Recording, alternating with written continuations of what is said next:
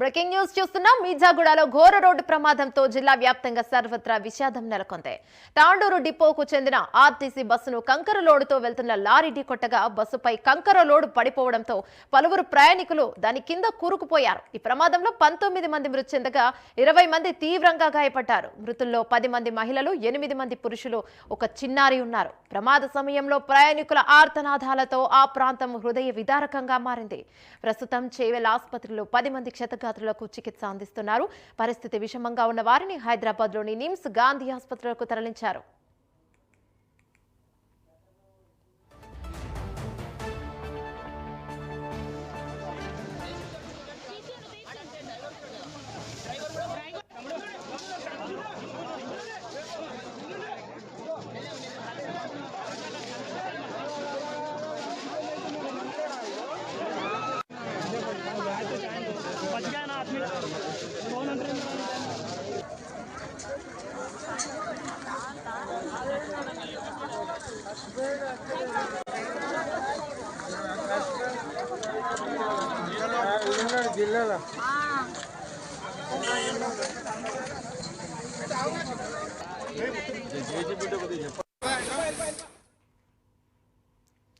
రోడ్డుపైన గుంతను తప్పించబోయి tipper driver బస్సును ఢీకొట్టినట్లు depot అధికారులు తెలిపారు. టిప్పర్లో ఉన్న కంకర బస్సులోని ప్రయాణికులపై పడ్డంతో ఊపిరాడక ఎక్కువ మంది ప్రయాణికులు చనిపోయినట్లు సహాయక చర్యల్లో పాల్గొన్న వైద్య సిబ్బంది చెప్పారు. ప్రమాద సమయంలో బస్సులో 72 మంది ప్రయాణికులున్నట్లు అధికారులు వెల్లడించారు. సంఘటనా స్థలంలో మంత్రి పొన్నం ప్రభాకర్ సహాయక చర్యలను పర్యవేక్షించారు. ప్రమాదంలో మృతుల కుటుంబాలకు 5 లక్షలు, క్షతగాత్రులకు 2 లక్షల రూపాయల ఆర్థిక సహాయం అందిస్తామని మంత్రి పొన్నం ప్రభాకర్ తెలిపారు. రాజకీయం చేసేటువంటి అవసరం లేదు. ప్రభుత్వం వెంటనే స్పందించి క్షతగాత్రులందరికీ మెరుగైన వైద్య సేవలు ఇప్పుడున్నటువంటి మహేందర్ రెడ్డి గారి హాస్పిటల్లో కాకుండా ఇంకా ఎక్కడికంటే అక్కడికి సూపర్ స్పెషాలిటీ హాస్పిటల్ కూడా పంపి ట్రీట్మెంట్ చేయమని ప్రభుత్వం నిర్ణయం చేసింది. అదేవిధంగా చనిపోయినటువంటి వాళ్లకు అందరికీ ఇక్కడనే పోస్ట్ మార్టం చేసి వాళ్ళ యొక్క బాధ్యతను వాళ్ళ కుటుంబ సభ్యులకు అందజేయడానికి నిర్ణయం తీసుకుంది.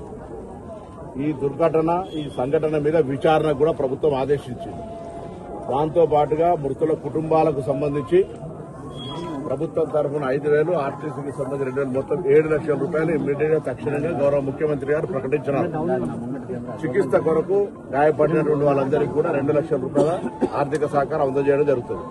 దీని తదుపరి కూడా కొంత ఇంకా పేదలు ఉంటే అక్కడ ఉండేటువంటి పరిస్థితులలో ప్రభుత్వం మాననీయ కోణం నుంచి పరిశీలన చేస్తే తప్ప ఎక్కడ కూడా ఎవరికి ఇబ్బంది కలిగే విధంగా ఉండదు. ఇందులో ఇదొక దుర్ఘటన.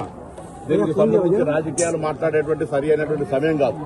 రోడ్డు లేదా ఇతర తదితర విమర్శలకు సంబంధించినటువంటి వేదిక కాదు. వాటి మీద తదుపరి మళ్లీ మాట్లాడదాం. విచారణకు ఆదేశించినాం. మృతుల కుటుంబాలను ఆదుకుంటా ఉన్నాం.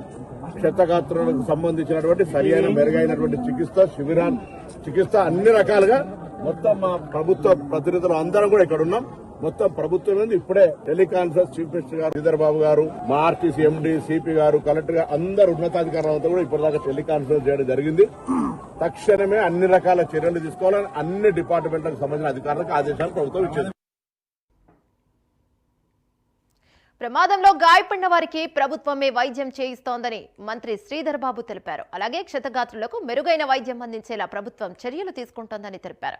మృతుల పోస్ట్ మార్టం కోసం ఉస్మానియా నుంచి ఫోరెన్సిక్ నిపుణులతో బృందాల ఏర్పాటు చేసినట్లు మంత్రి దామోదర్ రాజనరసింహ తెలిపారు. ఇప్పుడు సిఎస్ గారు ఒకటేమో ప్రభుత్వ పరంగా నుంచి నేను కూడా ఇప్పుడు ఒక 1/2 అవర్ 45 minutes లో రీచ్ అవుతాను అక్కడికి. ప్రభుత్వ పరంగా ఎక్స్గ్రేషియా డిక్లేర్ చేస్తా అన్నారు సీఎం గారు. ప్లస్ ఆర్టీసీ తరఫు నుంచి మరి మంత్రి గారు ప్రభాకర్ గారు కూడా మన ఇన్సూరెన్స్ నుంచి రెండు కలుపుకొని డిక్లేర్ చేస్తే బాగుంటుందని మా ఆలోచన. రెండవది మన సిఎస్ గారు please instruct health secretary also whichever possible, Mahindra Reddy Garu hospital is well equipped. At the same time, if they want to go to some good hospital to save their life, we will be, doing all the requiring everything. That we have to give them the confidence. And the third thing is what people may question us is in terms of the road. Our road విషయంలో definitely ఇక్కడ అక్కడే ప్రభాకర్ గారు అక్కడ reach అయ్యారు కనుక press will be asking them that is in the green tribunal. ఆ green tribunal సంబంధించిన అంశాలు కొద్దిగా ఇప్పుడు గ్రీన్ ట్రిబ్యునల్ ఎక్కడ ఉంది, ప్రభుత్వం మనం వచ్చినాక నిధులు ఎన్ని ఇచ్చాము ఈ రోడ్ విషయంలో. And second thing is people will be asking about the speeding trucks. ఆ స్పీడింగ్ ట్రక్స్ విషయంలో రెగ్యులేటరీ ఏదైనా మెకానిజం డెవలప్ చేస్తామని మనం ఒక 2 లైన్లు చెప్తాము, నేను కానీ ప్రభాకర్ గారు కానీ. we will be acting on it and immediately I'll be telling that a magisterial inquiry will be done. Collector అని చెప్పేశాను, నేను ఆల్రెడీ ప్రెస్ లో ఒకరిద్దరు ఫోన్ మాట్లాడితే చెప్పేశాను, ప్రభాకర్ గారు కూడా అది చెప్తారు. So these are all the things where broadly we have to speak. Anything more from your side?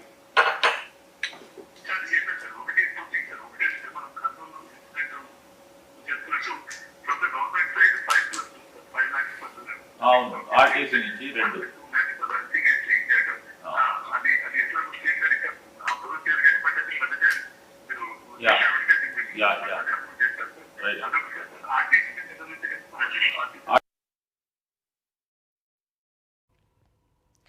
Mirzaguda bus ప్రమాద ఘటన జరిగిన ప్రాంతాన్ని ప్రతిపక్ష నేతలు సబితా ఇంద్రారెడ్డి, ఎంపీ కొండా విశ్వేశ్వరరెడ్డి పరిశీలించారు.